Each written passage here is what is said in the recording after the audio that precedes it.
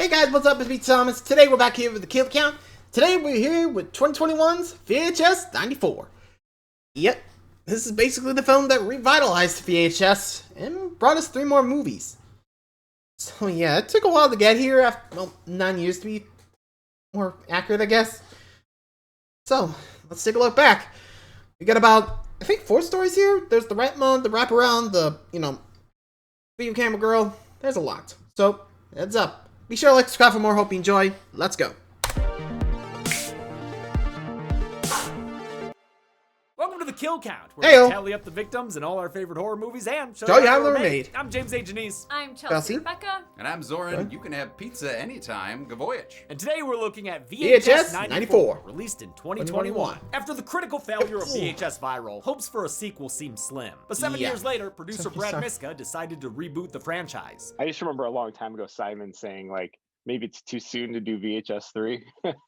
And he was maybe right. He turned to David Bruckner, the man behind Amateur Night, who had the idea to set this 4th installment in 1994. He liked how that era's technology made everything look crappy. You could film, the most beautiful person or thing in the world on VHS. A lot of time VHS's worked back in the day. To contribute a segment though, since he was pulled away to direct the Hellraiser reboot. VHS 94 follows a SWAT team who invades the compound of a VHS worshipping cult. They're meant to be the same group behind the tapes in the first 2 movies' wraparounds. 94 is a return to form for the series, taking it back to the scrappy grunge aesthetic of the first film. Although Shudder wouldn't let them shoot directly on VHS, they did allow them to shoot in the cheaper looking 29 frames per second. Which, either means like you're broke or you found a camera at like a pawn shop from like 1993. 94 also returns a focus to practical effects, especially when it comes to its monsters. While the other VHSs had cool creatures, like Lily, 94 puts them front and center. It's a rogues gallery of monsters, and a litany of cool kills. How many we talking? Let's find out.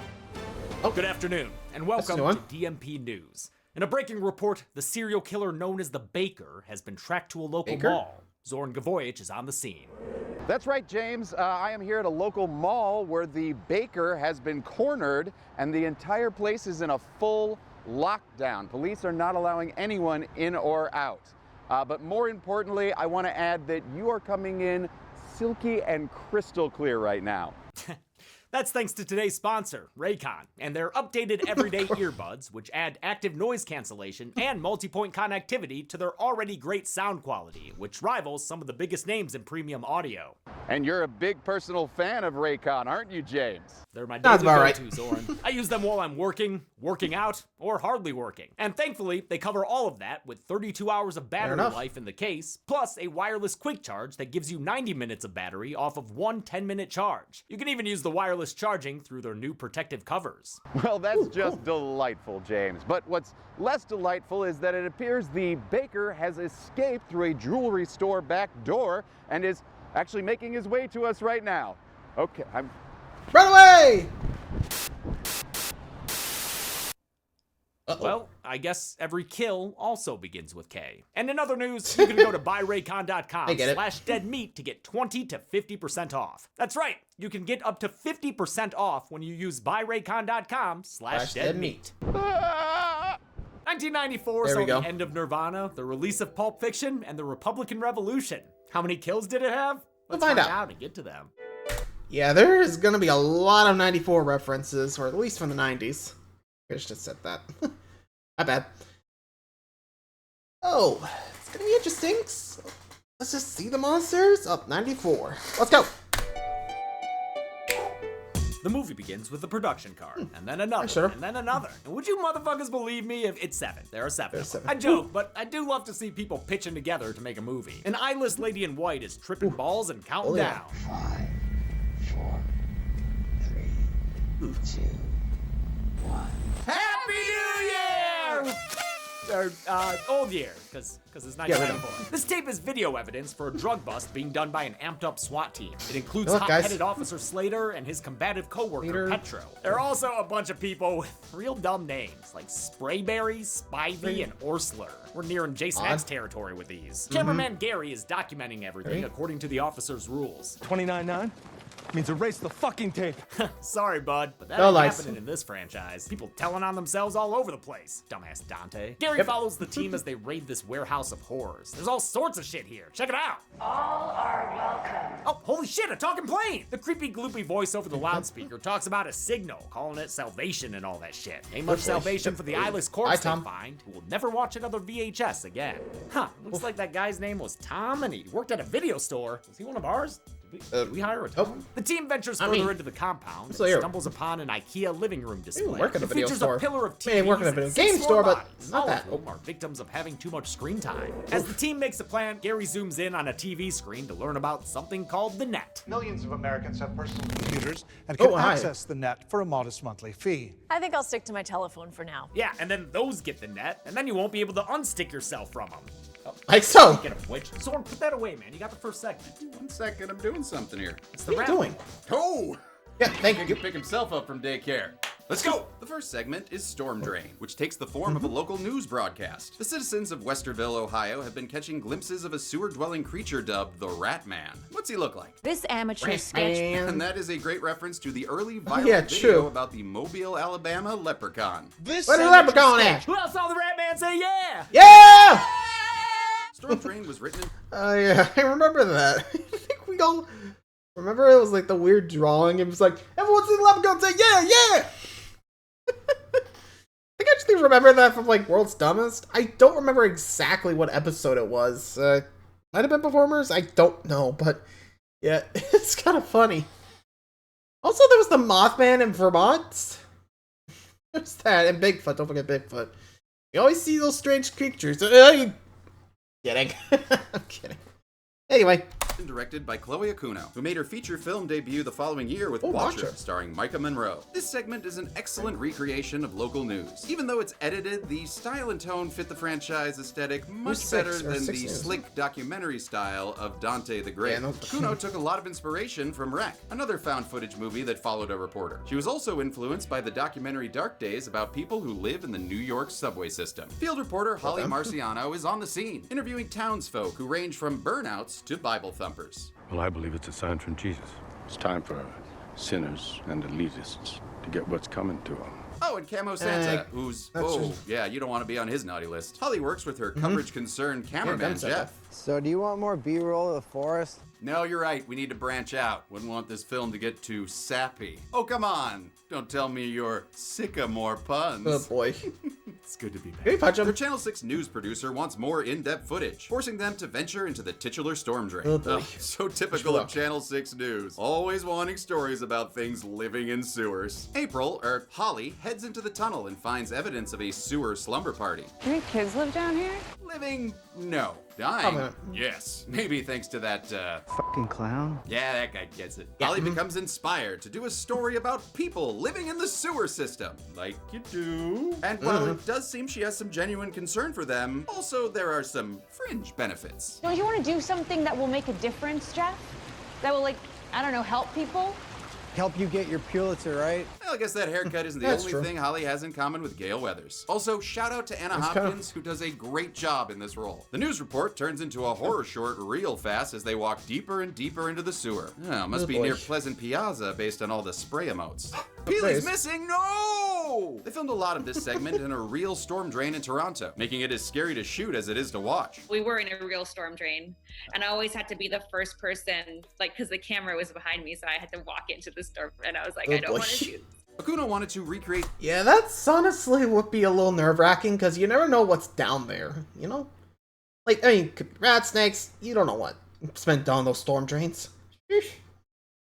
Anyway, next. The claustrophobic horror of The Descent, movie that still haunts me to this day. Oh, I don't want to think about it. And felt a real storm drain was a good way to do it. I wouldn't go back in, but it was cool. Fair enough. Eventually, Holly spots something. I think someone's here. You think? Because that is clearly a scary night man. As Jeff is getting more B-roll of this bedroll, he's jump scared by the squishiest eye I have ever heard. I mean, man, there is such thing as too much Visine. The eye belongs to... Bill A dirty duckling of a man in need of some Dawn soap. Holly tries to get an interview, but he's pretty taciturn. So it turns out this oily boy is leaking more fluid than information. Are you sure your name's not Bosco? Bill. Okay, just checking. Things are finally creepy enough for Holly to call it quits, but not without leaving her business card. Ooh, that's nice. What is that, bone? Suddenly, she's kidnapped by an off-screen Holly hunter, and Jeff's not far behind thanks to a jump scare jump cut. Holly wakes up later, handcuffed with, what, plastic bags? Oh, come on, you could tear right through those. See? Sure about that? 1 second. She tries and fails to reason with the Mudmen, saying she can help them. I'm actually doing a story on you. Her offer is mocked by this motley crew's leader, that Hellfire priest from earlier. And he's played by Brian Paul, who was one of Lynn Denlin's fellow surgeons in Saw 3. Holly sees that Jeff is also being held hostage, when the more or less Morlocks bring him to a deep dark tunnel that holds the main event. It's the Rat Man, skippity-dibby-deep. Yo, holy fuck, that thing's creepy. Oh, it's like a Calvin and Hobbes drawing, or like a Xenomorph's love child with that Jack in the Box from Krampus, or just like a really good creature design, man. I love it. This non-ginger rat king actually goes by Ratma and rules over his underground ratocracy. He was designed by artist Keith Thompson, who also designed creatures in The Ritual and No One Gets Out Alive. The monster was brought to life by effects artist Patrick McGee, who only had 2 weeks to build the mechanical head and the bodysuit torso. And that head could do all kinds of things, like move its jaw, drip drool, and waggle its tongue. Also, the bodysuit had a bunch of nipples. His work was worn and performed by creature actor Iago dos Santos, who we've seen on the channel as the leper in It Chapter 2. The crew liked his work just as much as I do. Turns out that Prometheus-y looking black goo we've seen everywhere belongs to Dear Rat Boy. And the pastor uses his ratat drooly to baptize Jeff as a test of faith. But the spittoon secretion burns off his face instead. Ouch. Guess he was no dragon. Next up is Holly Marciano versus Jersey Joe Walrat. She gets up close and personal with this Willard wet dream, showing off more of this incredible costume. I just want to... No, whoever's controlling the camera needs to just chill out. It's going to be less stable when you're zoomed in like that. Stop, back up. Spend too much money on film school like me? Holly gets her symbiote saliva shower straight from the source. And lucky for her, it doesn't seem to be lethal, but I can't imagine that's good for her pores. The tape blue screens into an infomercial. The Veggie Masher turns your ordinary drab vegetables into a tasty, mouth-watering paste in mere seconds. This bizarre interlude is directed and edited by Steven Kostansky, the man behind The Void, The Little Shit Returns, and Psycho Gorman. Recently, he did effects for In a Violent Nature. But this infomercial here is strangely straightforward. I mean, there's no yoga girls or hunky boys or nothing. Frig off. We flash forward to a news report about a sewer rescue. Oh, dear God, how long has baby Jessica been down there? Oh, nope, it's Holly. Hi, Holly. She's cleaned up since then and is now an anchor woman. Ohio State plays the Indiana Hoosiers tomorrow night. Good luck to our Buckeyes. What the fuck did I just hear? Nothing. Hey, that's me. That was the film. Segment. Holly seems to be having a little trouble reading the teleprompter. People are already lining up to Ratma the Hayrides, Apple Ratma, and of course, to see who will be crowned the festival's largest Ratma. Well, at least you didn't tell San Diego to go fuck itself. But I will say, Goo was a bad choice, since she projectile vomits onto her coworker right in his face. Causes his face to look like it fell in the cheese dip back in 1957. Just Ratma, I guess. Yikes! This is great. Just no notes. Patrick McGee also did this crazy effect, and I don't have much to say about it specifically, but I do want to share this behind-the-scenes footage. The segment then ends with Holly bidding the viewers good night and good luck. I'm Holly Marciano, Channel 6 News. Hail Ratma. Okay, you can have it back. Yes! Have fun with the wraparound.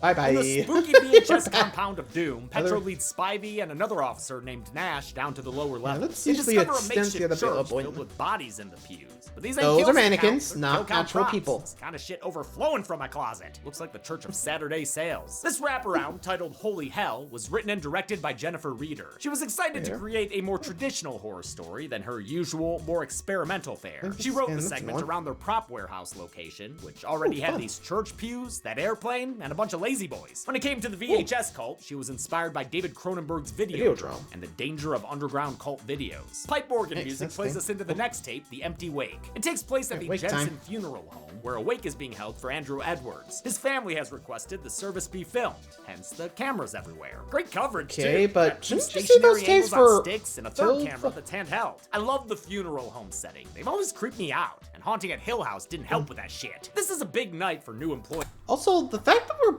just having this thing recorded, like, Shouldn't they save it for the wake? Just saying. Seems kind of out there. I'm just saying. Kind of dumb, but I mean, it's more affect anything. Boy, Haley, who's gonna be running the show on her own. Before they leave, her bosses gossip about their closed casket client. Edwards was in a nasty accident that left quite the stitch job for mortician Tim. I was more or less able to get him back into his original shape.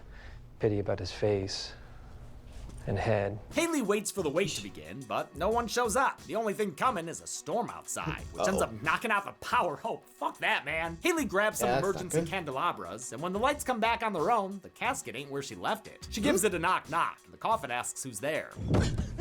She calls her bosses, who are together for some reason. They live together? Wait, were those guys boyfriends? Roommates? Anyway, I love how we can only hear them over the phone when she's right up next to the camera. Maybe they got caught in the storm, or maybe nobody liked the guy and the family just can't get each other out there.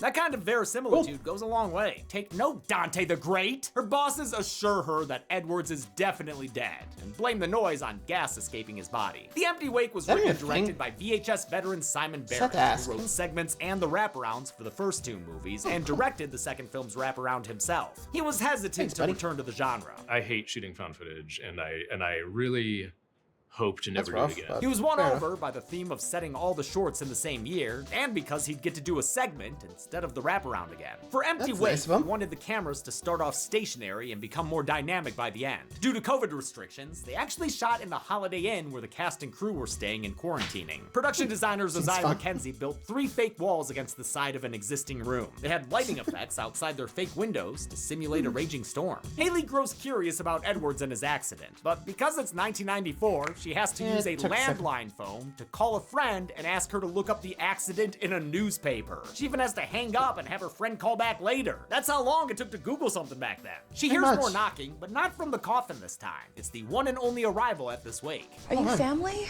or? He's actually been here a while, appearing briefly during the blackout earlier. The man says a few words in Hungarian and leaves just as abruptly as he showed up. Alone again, Haley's friend calls back and tells her the accident was actually front page news. Another blackout cuts the call short, and in the darkness, Edwards starts to get restless in peace. Haley tries to leave, but the doors have been chained shut. Maybe by that Hungarian guy? As a tornado siren starts blaring, Haley finds that very expensive coffin knocked to the ground. Bad Edwards! Yeah, you stand there in timeout. She tries to talk to him, but the guy's only half the head he used to be. And Tim did not do a good job embalming him. I mean, come on, his guts are still in there. Oh, wait, no, there they go. I absolutely love this effect. It looks so good. Contortionist Devin Chin-Cheong wore a fake half head that they removed in post. Then effects artist Chris Bridges made a slice of brain and filmed it at every angle so they could digitally add it regardless of the shot. Damn fine work. Since Edwards is lacking eyeballs, Haley's able to distract the organ dropper with organ music. I can't help but wonder why she's still recording though. I mean, that question is almost always present in found footage media, but come on, Haley, put the camera down. She gets spotted by Edwards' half ahead, which guides his body to attack her right as the tornado rips through the funeral home.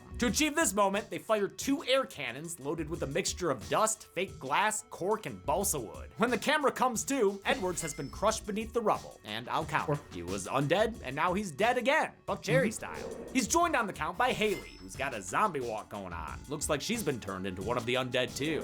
She escapes out a broken window as the camera runs out of tape. Back in the wraparound, Petro Squad is joined by Slater, who's lost contact with the rest of their team. They head upstairs where they find stuffed animals, severed arms, and a sudden love for monster truck rallies. We don't need more tech, we need a grave digger. Between the bathroom mannequins and upside down crosses, Slater decides it's time to evac the Not Scary Farm testing factory. It doesn't help that creepy lady's voice is still playing over the PA. Track my signal. Track my signal. She says that the signal is the stimulant and that forever starts right now. But she's wrong. Forever's not starting right now. The next segment is. So get in here, Zoran.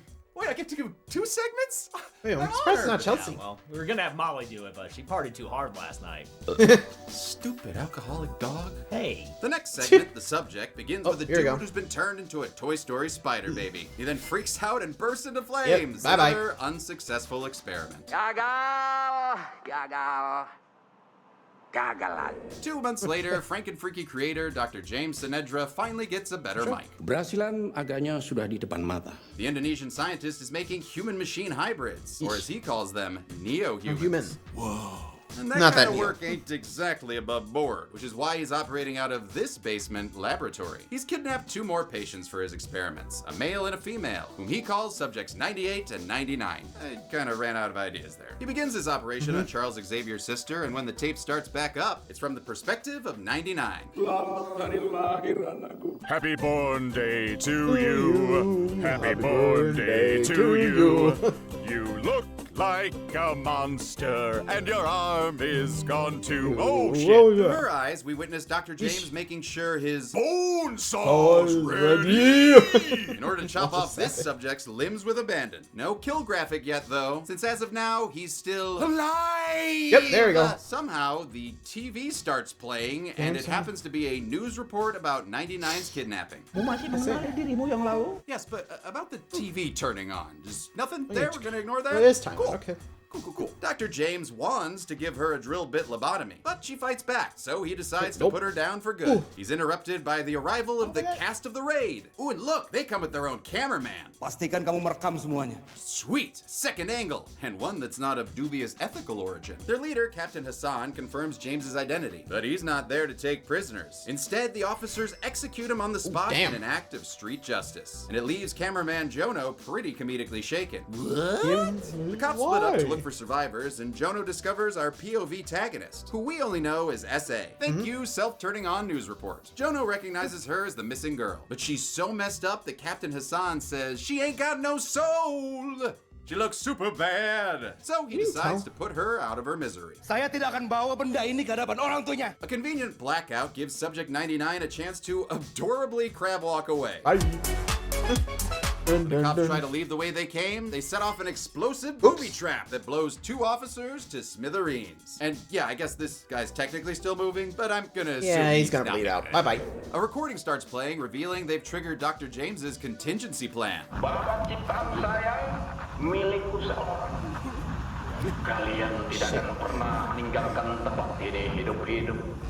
Oh god, is this a Saw thing? Is he sawing these guys? Well, I guess kind of, as Subject 98, the male one, comes back to life. He then skewers a man named Echo, giving him an echo of his former self.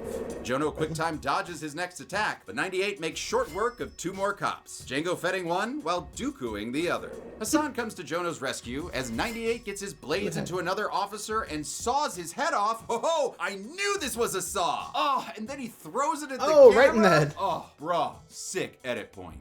With their bullets ineffective, Captain Hassan decides to frag out, adding to the video game feel of this whole segment. I mean, seriously, this shot right here, yeah, just feels like I'm fighting a cyber demon in Doom. We switch back to S.A.'s POV as she wakes up in the rubble and sees heads and bodies everywhere. That, hey, we've already counted. I see you comments. There is, however, a fresh and foggy kill happening in the smoke over there. So I'll count that guy getting dragged away. 99 manages to escape her nemesis-like stalker, but she gets caught in a paper cutout crossfire between 98 and the cops. And hey, she's got legs, and she knows how to use them to escape as 98 kills the officers with off-screen sound design. The subject was written and directed by franchise returnee Timo Chayanto, who co-directed the excellent Safe Haven from VHS 2. Chayanto was excited to return to the indie filmmaking style of the VHS movies, and he set out to make a simple story in, and I quote, berserk bloodlust mode. Nothing deep, nothing profound, just urge to go mayhem before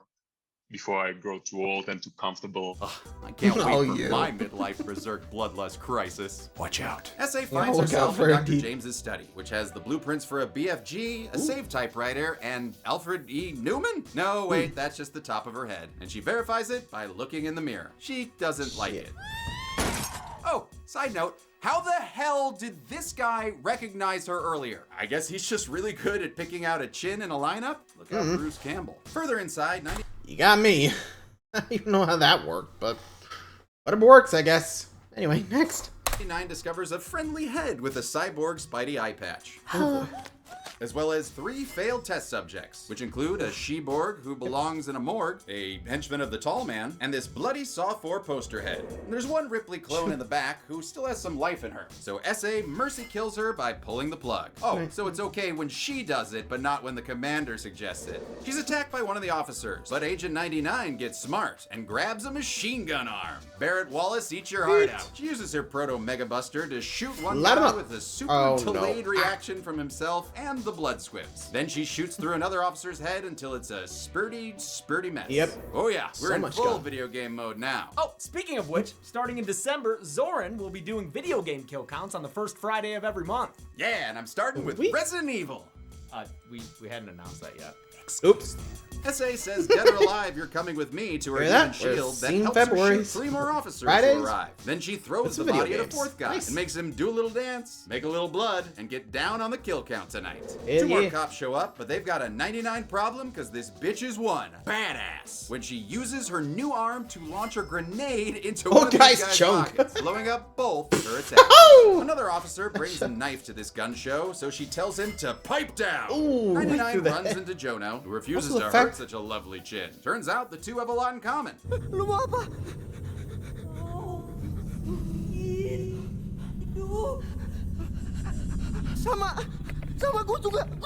They agree to escape together, but Mad Dog Hassan has other plans. He's hell-bent on avenging his men and goes absolutely feral on SA. Or actually, maybe he's just really bad at CPR? Nope, he's ripping out her wiring and totally just voiding her warranty. Hassan's harassment is halted finally when Jono shoots his boss through the back, Hi, saving Jono. Subject 99. He goes to help SA, but gets tackled by Subject 98. When SA comes to, Jono's getting dismembered by this cyber Jar Jar Binks. So she beats at 98, eventually cracking his head open to feast on the goo inside. Or just kind of toss it away. It's pretty much like to. 99 collapses next to Jono, her battery depleted. Can someone get this woman a lightning cable? USB-C? I don't know what her I don't think operating that works system like is. that. Jono sadly dies from his injuries at the same time as her battery. Oh man, Or them. I just hope they find a good pick for his funeral.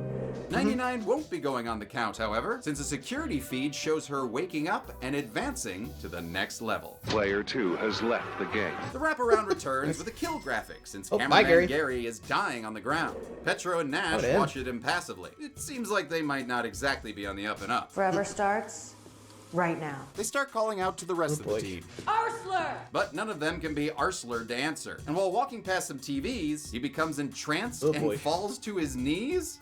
I mean, imagine getting so entranced by a TV.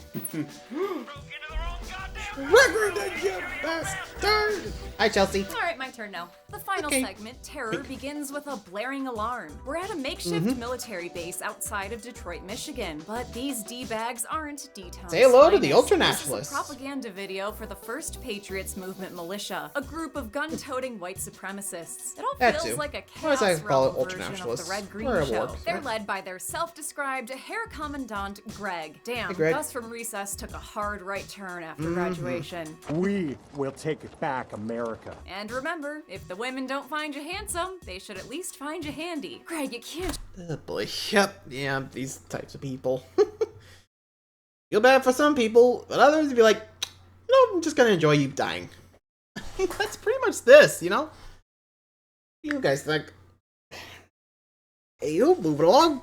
Just shoot into the air. What kind of example are you setting? Is it okay? Now look what you've done. Michigan is weird Yeah, like this. well, heads up with You the run bullets. into a guy in the woods with a gun and flannel. Flip a coin. He either practices subsistence hunting and loves his labor union, or he's a guy who knows way too much about Viking runes and is Could be. just asking questions no one else wants to ask. This short is possibly my favorite VHS segment. Period. Does it help that it's set in Michigan?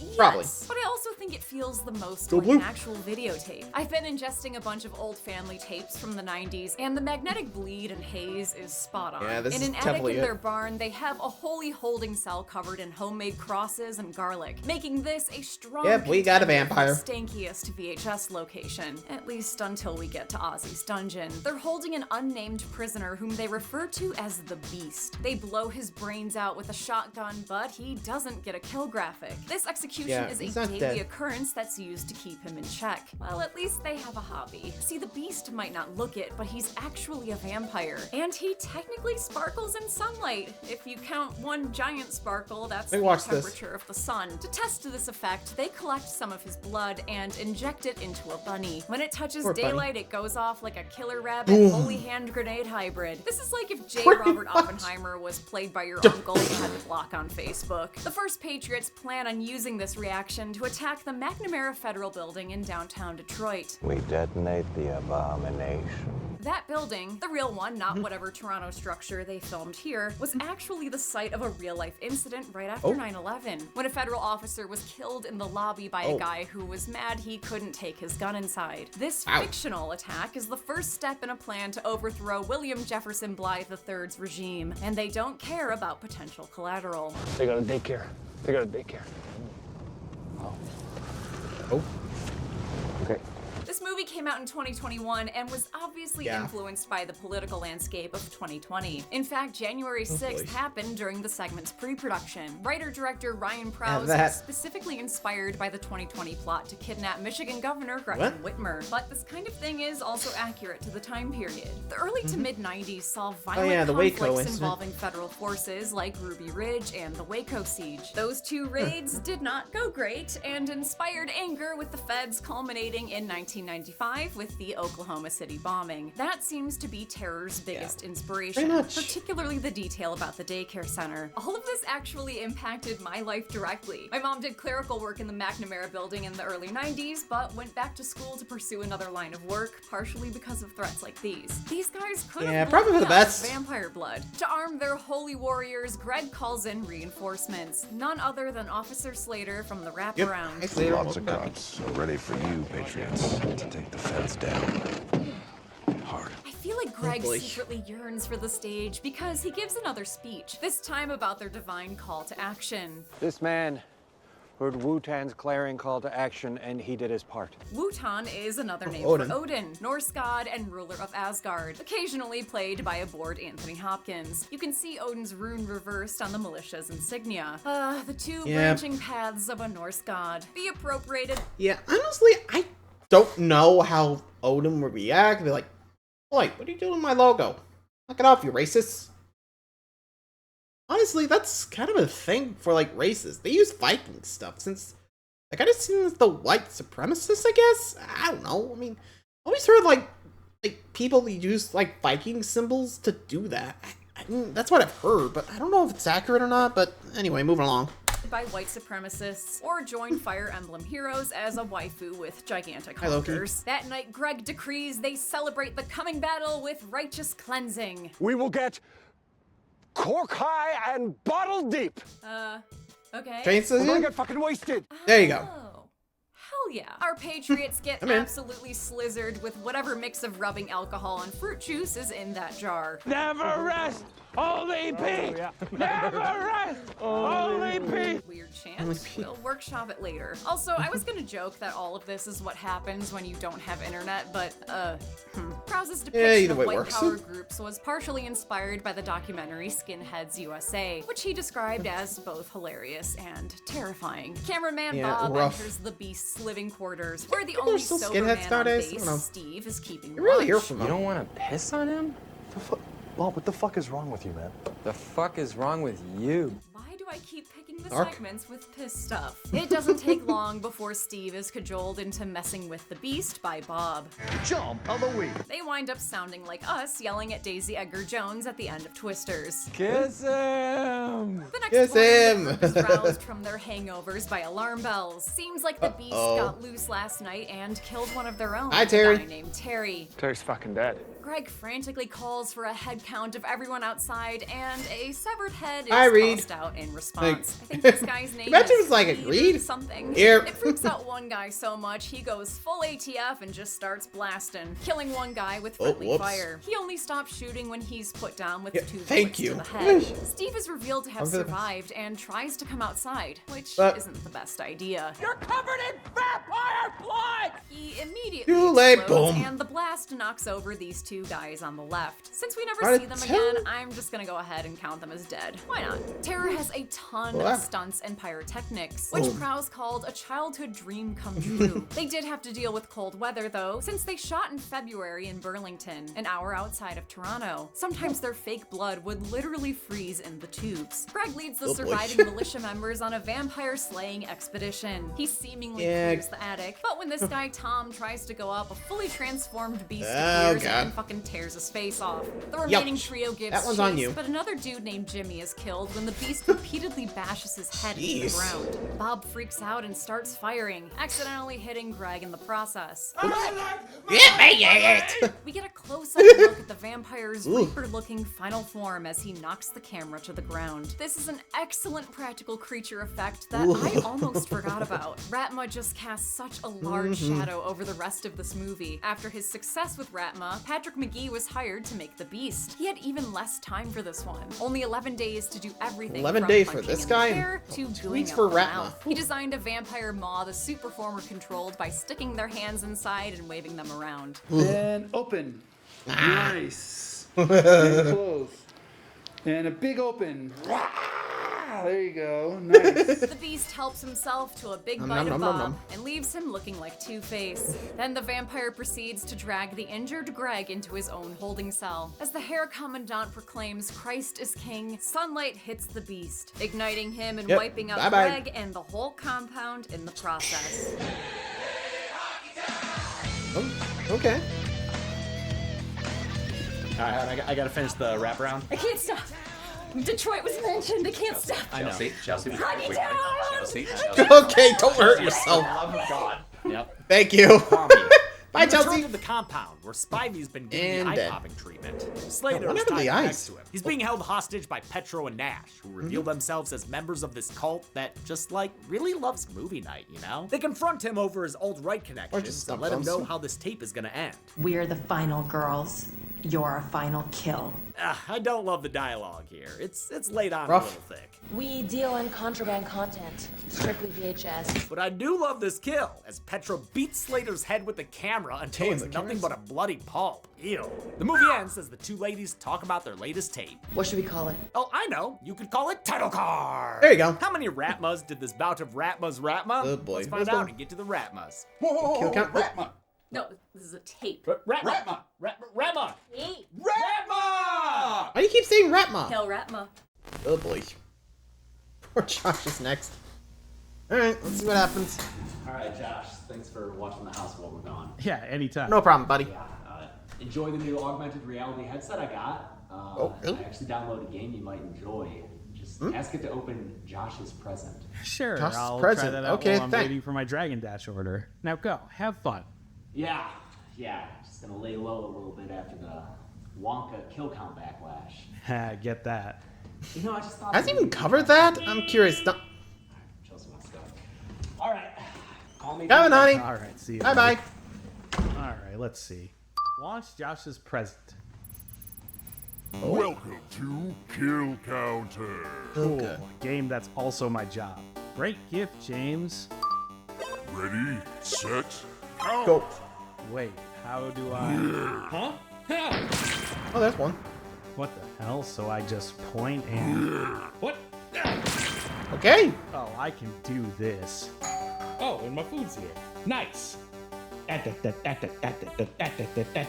love this song. 3. 4. Counting makes me feel good. Yeah, I've got a Dragon Dash order for a Josh L. That's me. Uh-oh. Oops. Maybe you should have just said, pause game. Just blow himself up.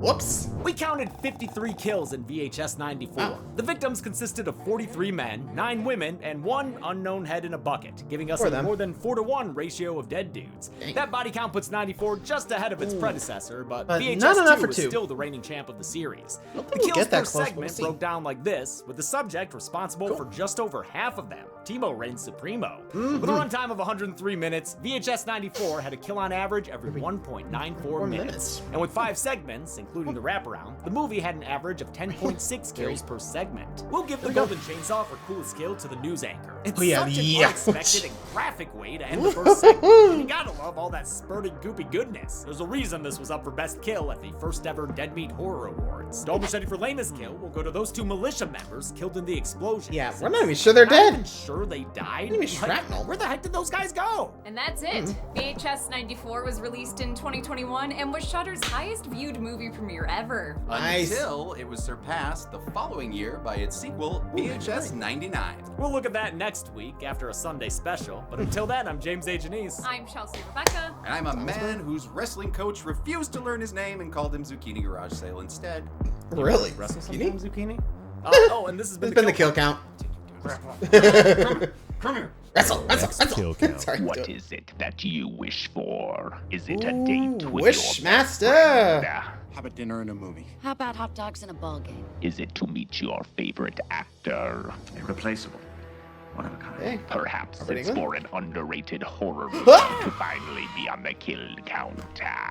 As you wish. Watch as an unsuspecting mortal basketball coach accidentally unleashes an ancient evil. Do you have any idea how crazy that sounds? The Jinn have the power to grant your wishes, but be warned, you've never had a friend like me. Forget Barbara Eden, forget Robin Williams. Be careful what you Very wish much. for, Look out. or even what you want for. You know what I'd like? I'd love to know. Because I'll count that as a wish. You don't even have to say the words, really. I'll help you get there. You basically just have to agree with me offhandedly. Am I to understand this is not something you wish to see? This week, grant yourself the greatest wish and watch the special effects-filled Wishmaster. No more wishes, please. Then on Sunday, explore a whole new world on the kill counter. Only on Dead Meat. My patience wears thin. Wishmaster. Great. Yep, we're seeing that soon. Sunday coming up, we got the Wishmaster. So, I'll see you guys for that one, but for now, I gotta go something neat. See ya.